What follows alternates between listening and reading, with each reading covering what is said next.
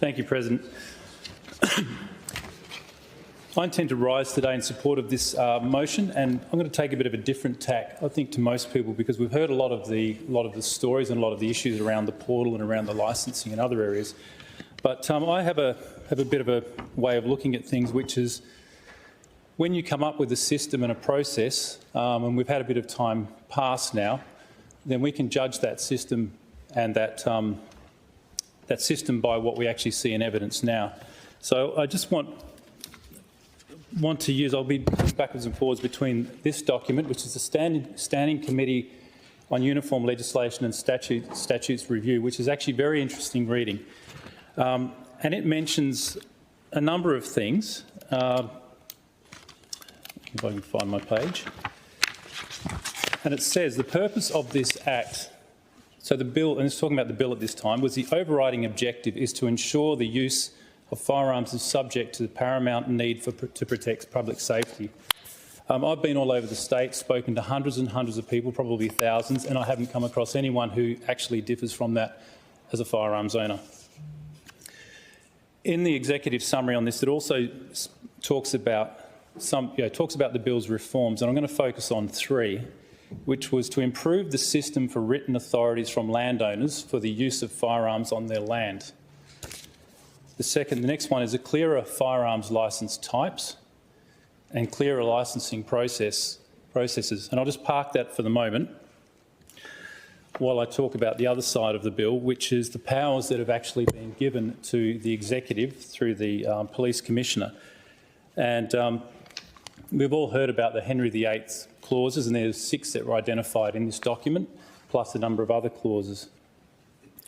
And it says in this document, and I quote, "The bill impacts upon parliamentary sovereignty and lawmaking powers of the Western Australian Parliament in the following ways." And I'm going to quote 2 of those. The bill contains 6 Henry VIII clauses, and the clauses proposing wide, open-ended regulation-making powers leave substantial details to be prescribed by regulation. And that's something that we've seen, and this is part of the problem that we're having now, and this is part of the reason why we're here debating this motion to disallow the regulations. There's a number of clauses in here that are really interesting, and the document here describes these as broad, open-ended regulation-making powers. Clause 5 in the Act talks about disqualifying offences, which is an offence under this Act, and was taking the part out of the Act, that is prescribed by the regulation as a disqualifying offence. So the regulation can just make something a disqualifying offence, and it's as open-ended as it needs to be.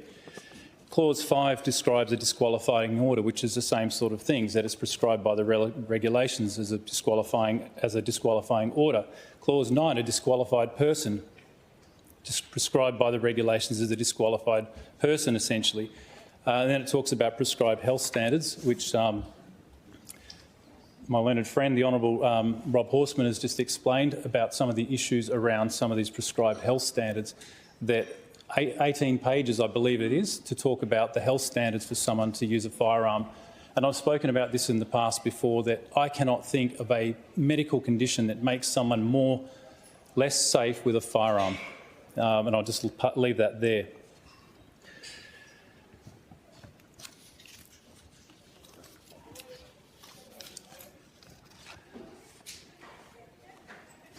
I just want to talk a little bit about these vast powers that are open-ended for the regulator. It just struck me as when the Honourable Matthew Swinburne was talking about how terrible things would be and essentially scaremongering. Excuse me. It's order. The Honourable Phil Twiss. It's interesting when we say that nothing can be done. The regulations will all fall apart. They'll all be wiped away. It's interesting that even now, in the last few months that this Act has been in power, that there's been interim measures put in place all the way along as they've found issues with the Act. There's been licensing issues. The police haven't known what to do with a particular class of firearm. They haven't known what to do in a particular situation, so they just drop in an interim power. There's nothing stopping interim powers being put in place to put in a stopgap. So I think it's not quite as dramatic as the honourable member would say, and there are measures that we can use to counteract that.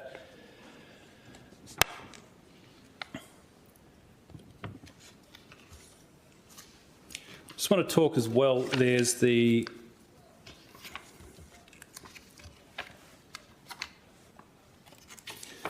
one of the findings in this Uniform Review Committee report. We're talking about the firearms legislation, saying if the regulations are disallowed, then the Act itself pretty much collapses. Now, one of the things that was looked at in the review was whether the Firearms Act was a skeleton act, and it found that it actually wasn't. And it said the Bill 2024 contains the most important aspects of the government's intended reforms, and is not merely skeletal legislation. In fact, it contains a lot of regulations, 113 specific ones, and then one general one in particular. And I want to talk about some of these powers and the response from the then Police Minister, the Honourable Papalia, at the time. So it had justifications for regulation-making powers on which the committee requested the Minister's feedback appear in Appendix 1. And the committee thanks the Minister for the response which allayed some of his concerns about these vast powers. However, the Minister informed the committee, the Honourable Paul Papalia, CSE MLA, 15th of April 2024, that please note that the answers provided in the appendix may be subject to change as consultations towards the drafting of the regulations under the bill are ongoing. So even as the bill's about to come into enactment for the Parliament, they're still going through the process of drafting the regulations. The committee noted from the Minister's feedback significant matters remaining under consideration. These include some matters the committee would ordinarily expect to be included in the bill, such as prescribed offences and exemptions from the bill. It also said ideally consultation on these matters should be completed before the introduction of the bill, and this enables the committee and the Parliament to consider them before agreeing to pass the legislation. It says, finally, it says further, the committee relies on complete information to perform its scrutiny role when significant matters remain subject to consultation. The uncertainty or incompleteness of responses to committee questions are unhelpful.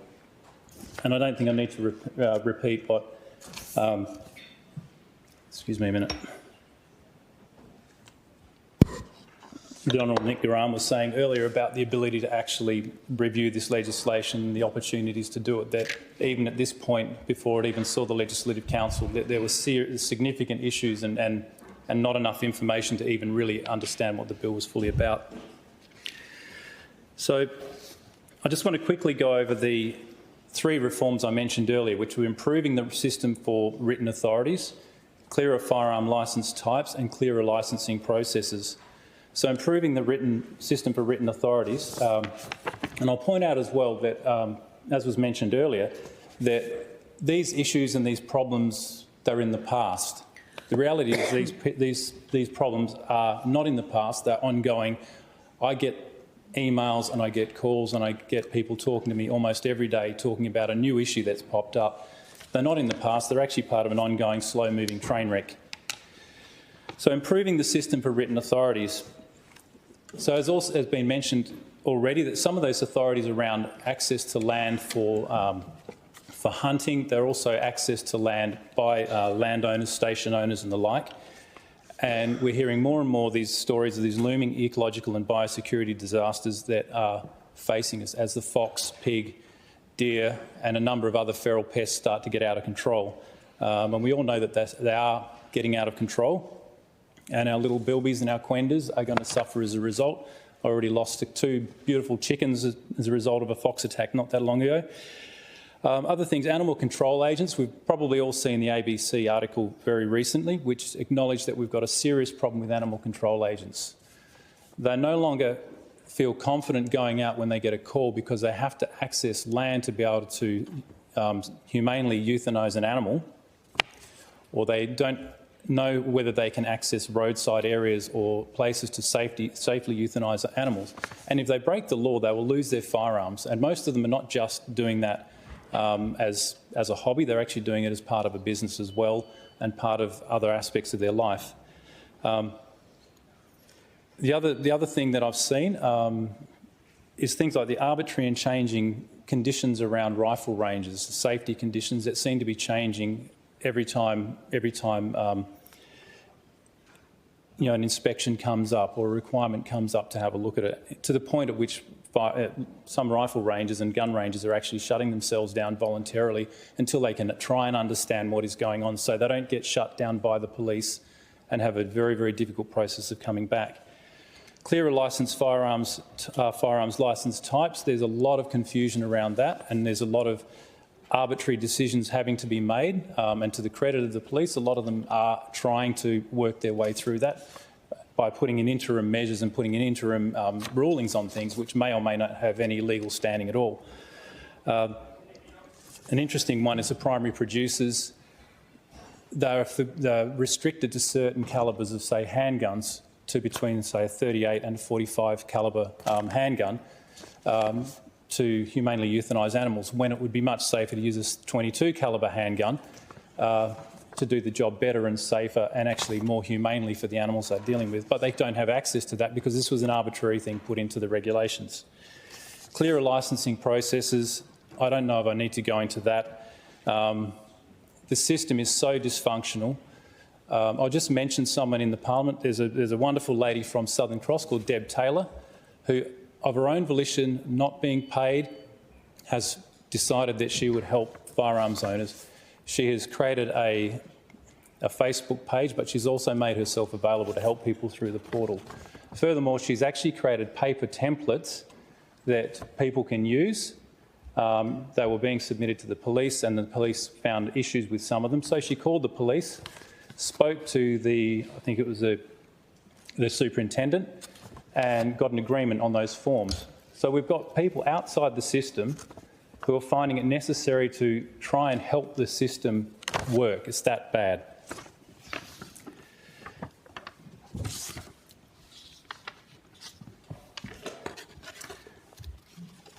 So just before I conclude, I'm just going to go over a bit more on what the Uniform Legislation Review report says about the powers we're talking about before I conclude. It says these powers lack focus in their operations. They leave substantial details for the executive to prescribe without any adequate criteria or guidance about exactly what will be prescribed. This erodes parliamentary sovereignty by delegating to the executive Parliament's legislative power to deal with these matters.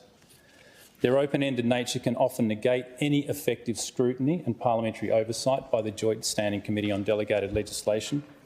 This is because they are so widely drafted as to authorise regulations that will rarely, if ever, be capable of being characterised as beyond power. So essentially, this Parliament, the 41st Parliament, gave the executive regulations power that is almost beyond power and beyond scrutiny. So as I conclude, so we know the issues with the legislation. We've seen the problems that arise when excessive powers are vested in the hands of technocrats, and as we've seen, some of whom are clearly using the system to exasperate law-abiding Western Australians. The Parliament gave them the power. So now, given what we have seen, the Parliament should exercise its power and send a clear message that the days of unconstrained and uncontrolled government power are over. I know that some of my honourable colleagues are a little nervous that a disallowance may seem like a nuclear option. They've even been told by those on the government benches that chaos will ensue. They can rest assured that it will not. Guns will not spill onto the streets. We know there are other options around that. They're not just going to fall out of the safes, and we're not going to have problems like that. So, and as we saw from the disastrous Aboriginal Cultural Heritage Act of 2021, the government was able to very quickly roll back the legislation. The wheels of Western Australia did not fall off, but the people of Western Australia were, however, spared the egregious attempt by government to wrest away their private property rights through draconian regulations.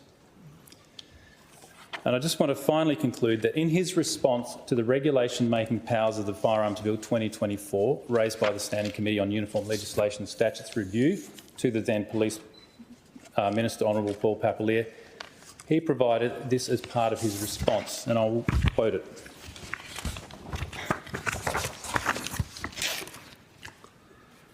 Nothing in the bill limits the powers of the Western Australian Parliament to put forward a motion to disallow regulations as per Standing Order 67 of the Legislative Council.